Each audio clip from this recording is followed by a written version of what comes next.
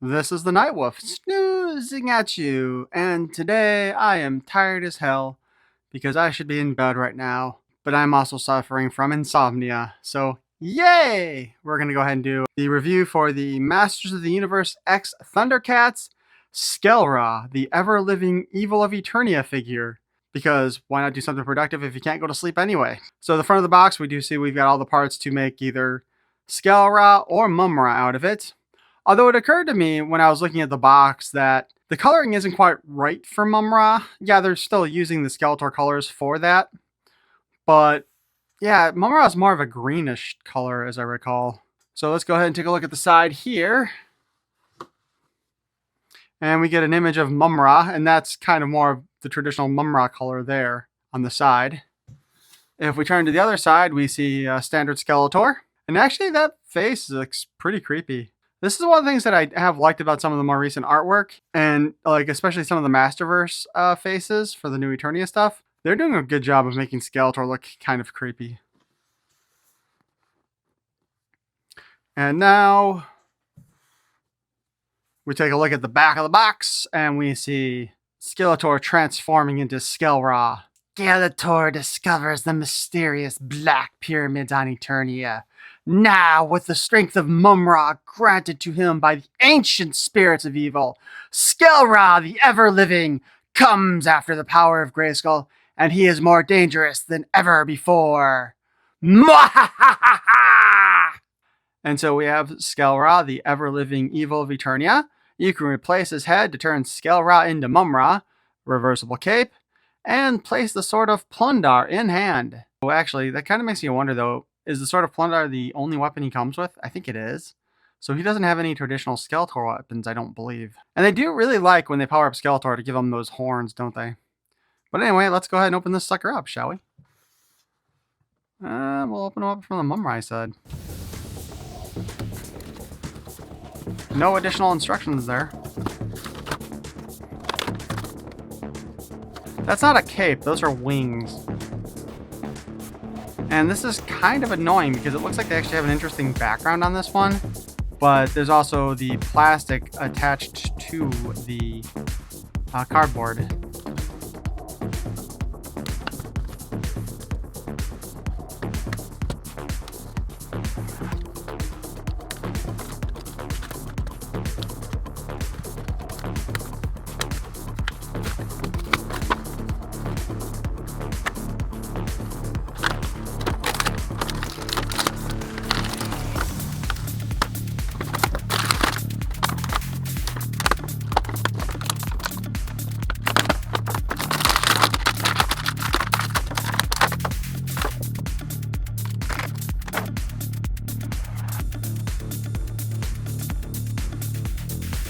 Well, now.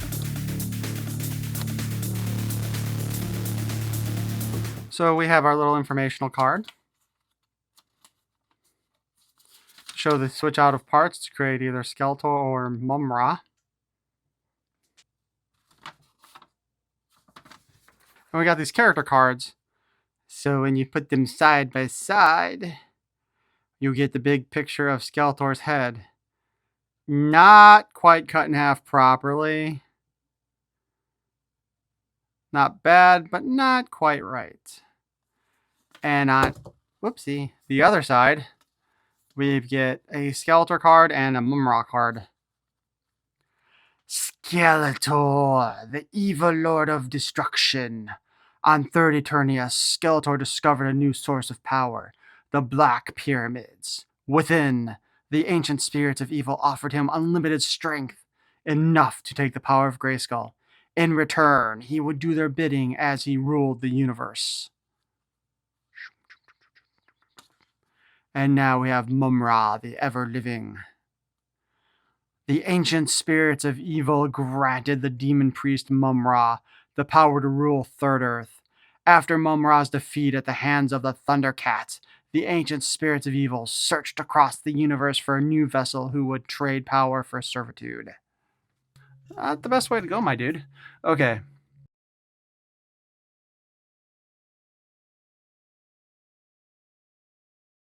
So I guess first things first, let's go ahead and take our double-sided cape wings.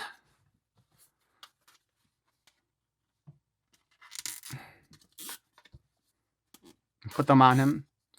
This, I'm just going to say, doesn't look very great. I think we would have been better off actually going with some cloth and wire, like they did with King Grayskull's Masterverse figure. And I think that would have looked better. As far as the actual figure itself goes, the skull head... Actually, I'm going to take the cape back off again, because I want to get a better look at his head without the hood over it.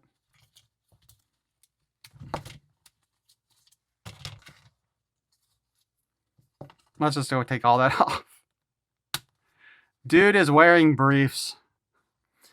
Bikini briefs, too. No, actually, they're high-rise briefs, actually.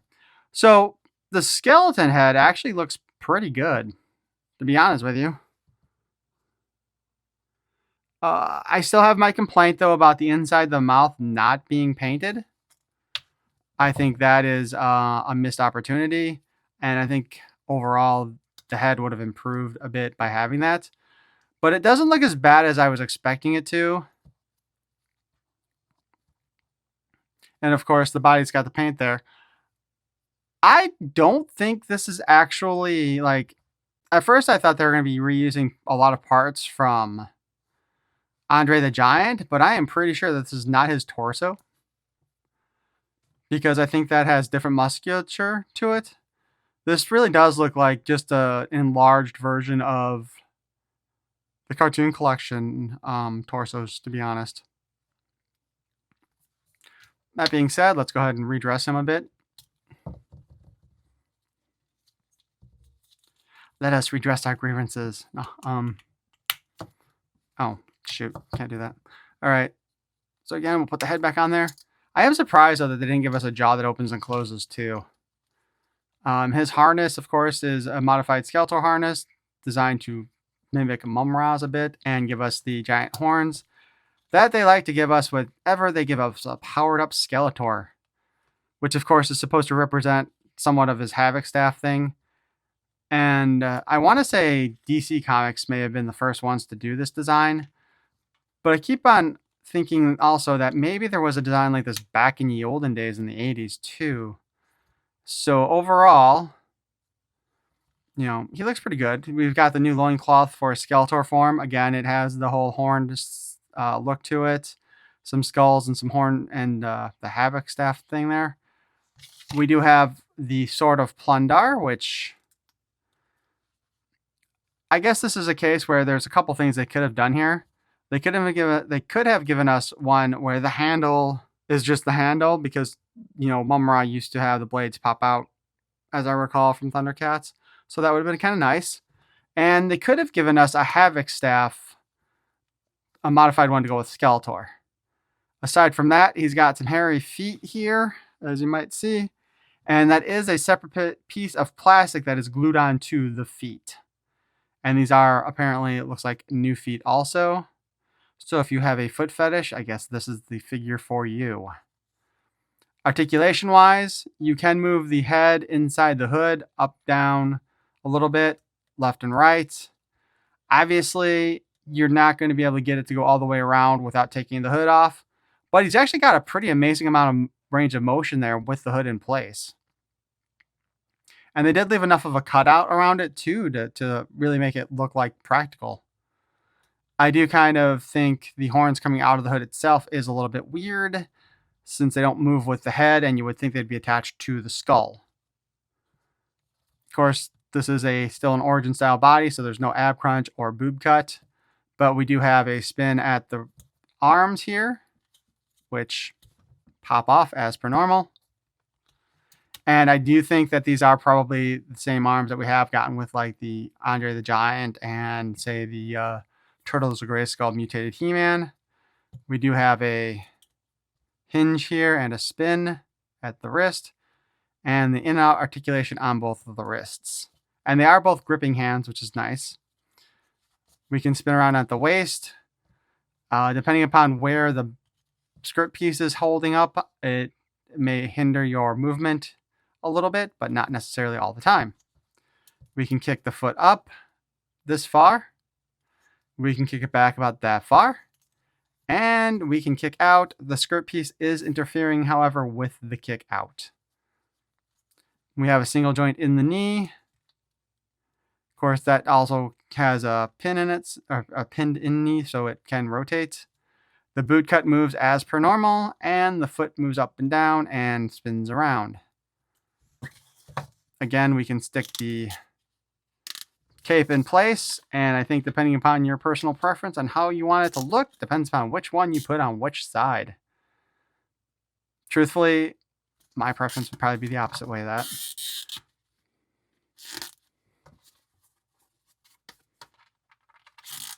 Just my opinion, but it looks a little more natural this way because of all the way the cloth kind of tilts down that way.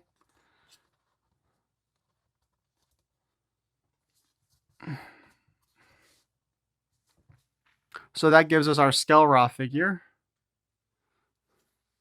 So he does look pretty good. And now let's go ahead and transform him into Mumm-Ra, the ever-living. Again, we take the cape wings off. Pop off the head and the skirt piece. The hood, the head, the skirt piece. We've got a new harness / skirt piece here. And we have this little bit that's supposed to go onto his arm.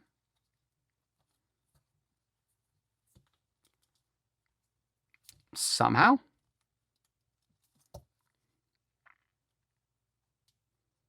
Okay, I know that has to go up to the bicep some way. There we go.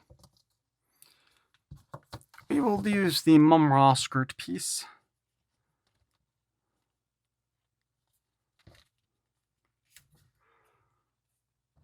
While technically there doesn't seem to be a dedicated front and back, it does fit specifically in there better one way. At least it was for me.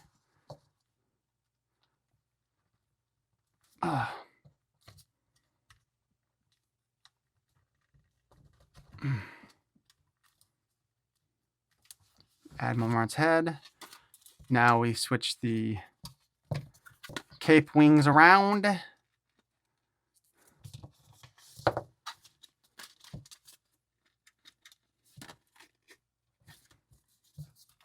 Like so. And then this is a really nice Mumm-Ra head overall, but again, I think it kind of loses out in there not being any paint in there. In this case, I do feel like you need to paint his tongue too, and maybe put some black back there.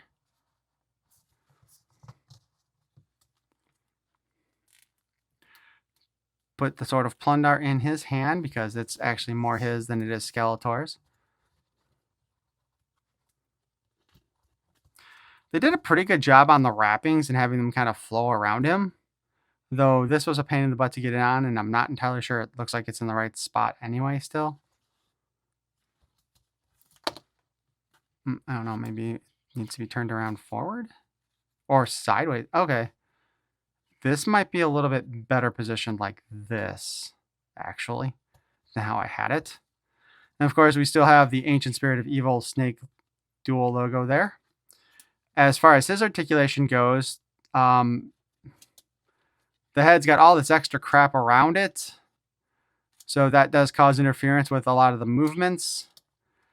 And even the neck piece here for his wrappings also causes a bit of interference. The arms still seem to move just fine overall. Here's another weird little tendril there. And then the waist is actually very highly affected by the skirt piece from Mumm-Ra and the bottom of the articulation there. So that's like the difference in articulation. Whoa. And in fact, it's popped off. See, the problem here is... Okay, maybe... Okay, we force that down. All right, it looks like we've got the skirt piece all the way down now. That makes things a little bit better.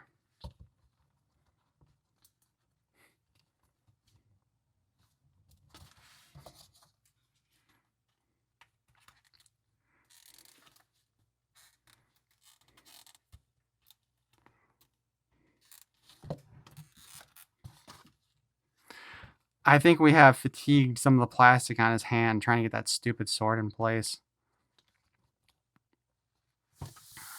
But there we have Mumm-Ra, the ever-living, in a darker color scheme than his normal self, I would say. But he looks good. I mean, this will work out really well as part of your Masters of the Universe ThunderCats collection. And of course, I did order 2 of these, so I can't wait for the second one to come in. I'll have one displayed as Skell-Ra and one displayed as Mumm-Ra. As you can see, there is actually a pretty dramatic height difference between the Chitara figure and the Mumm-Ra figure. And that's with Chitara on a stand and Mumm-Ra not. I can't wait to see what the sizes of the male figures like Lion-O is compared to these two as well. Should be interesting. But yeah, what do you guys think of this one? As stated, I do believe that some paint inside the mouths would look good. And actually, since I do have a second one coming, I actually could take the extra heads and add a little bit more paint to it. And I'm not going to try to retrieve that skull. And we can take a look at how that looks when I do that, because that would be pretty cool. But overall, this is a good looking figure. And seriously, when I look at this color, it doesn't look particularly off. Am I just thinking of the old toy color and that's why I'm thinking? Because it's been a while since I've actually watched ThunderCats, so I don't think Mumm-Ra was this color blue in the cartoon series either. But he does look good. They did a good job on creating this dual figure. The hairy feet are a little disturbing, and I don't remember him having hairy feet, but I guess he probably did. But overall, I do think he'll be an excellent addition to your Motu collection. Both versions. But again, just go ahead and tell me what you guys think in the comments below. And is this a figure you want? And especially, hey, did looking at this review for him make you want to buy him? I'd love to hear those stories. But if you did enjoy this review, please feel free to plunder that like button. And of course, if you want to hear more of my nonsense, please feel free to subscribe. Thank you for watching. Peace and love.